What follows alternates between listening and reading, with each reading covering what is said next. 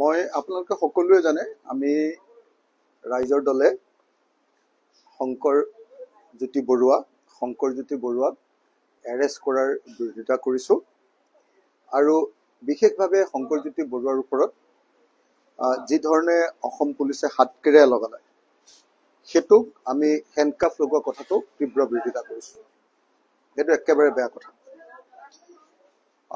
দ্বিতীয়তে আপোনালোকে এইটোও জানে যে আমি শৃংখল চলিহা মোৰ ভাই শৃংখল চলিহা গ্ৰেপ্তাৰ কৰাৰ তীব্ৰ বিৰোধিতা কৰিছিলো আৰু তেওঁক অতি সোনকালে মুকলি কৰি দিবৰ কাৰণে দাবী জনাইছিলো। কালি বাৰু তেওঁক গ্ৰেপ্তাৰ কৰা নাই, তেওঁক আটক কৰিলে, তেওঁক মুকলি কৰি দিলে। এতিয়া একেটা সময়তে কিন্তু মই দুটা কথা আপোনালোকক একেটা সময়তে ক'ম। একেটা সময়তে এই দুটা বাক্য কিন্তু একেলগতে ওলাব লাগে।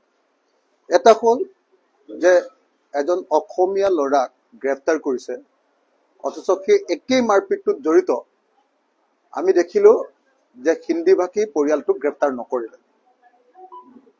এইটো অত্যন্ত ভয়ানক কথা।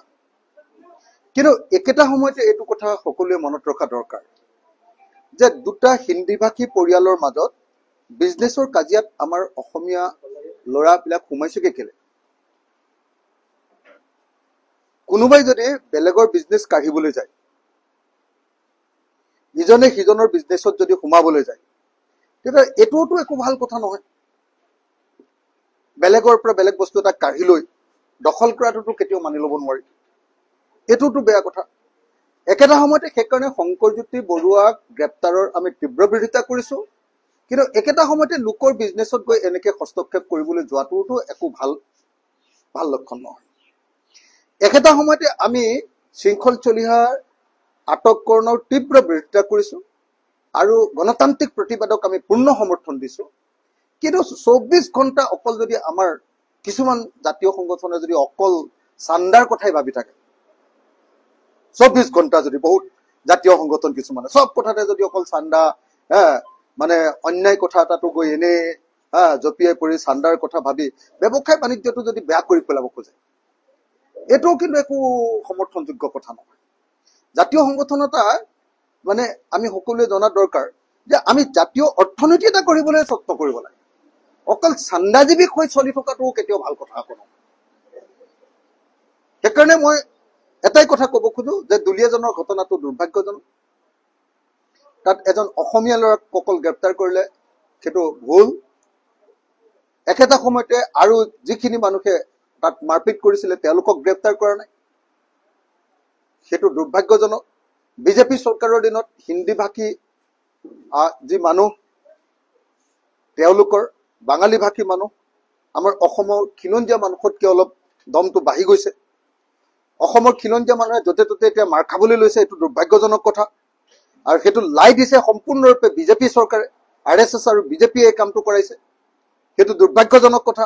কিন্তু একেটা সময়তে অনবৰতে য'তে ত'তে যদি অকল চান্দাৰ কথাটো থাকে, য'তে ত'তে যদি জপিয়াই পৰে, সেইটো কিন্তু বৰ মানে বিজনেছ কৰি নাখাব নেকি মানুহে কওকচোন? সেইটোতো গুৰুত্বপূৰ্ণ কথা ন। সেইকাৰণে মই সকলোকে অনুৰোধ কৰিছো যে চান্দা দুষ্কৃতিটো অলপ কমাই কৰ্ম সংস্কৃতিটো বঢ়াব লাগে। আৰু কৰ্ম সংস্কৃতিটো বঢ়োৱাৰ লগে লগে অসমৰ জাতীয় অৰ্থনীতি গঢ়িবৰ কাৰণে অসমীয়া মানুহে নিজে ভালকে সততাৰে বিজনেছ আৰম্ভ কৰিব লাগে। বহুত অসমীয়া মানুহে ভাল বিজনেছ কৰি আছে। এই বিজনেছ কৰা মানুহবিলাকক অনবৰতে ডনেশ্যন খুজি থাকিলে কেনেকে বিজনেছ কৰিব কওক?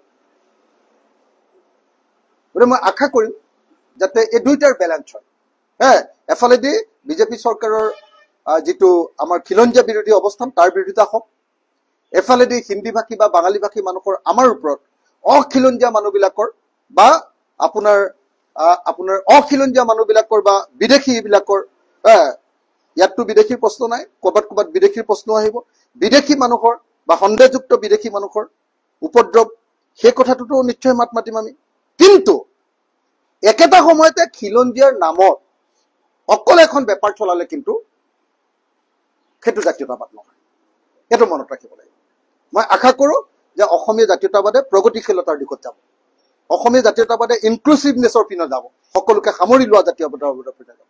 অসমীয়া জাতীয়তাবাদে অকল উগ্ৰ ৰূপ ধাৰণ কৰি য'তে ত'তে জাকে তাকে মাৰপিট কৰা আৰু য'তে ত'তে যাৰ তাৰ লগত দম দি পইচা তোলোৱা এইটো কথা ভাল নহয়।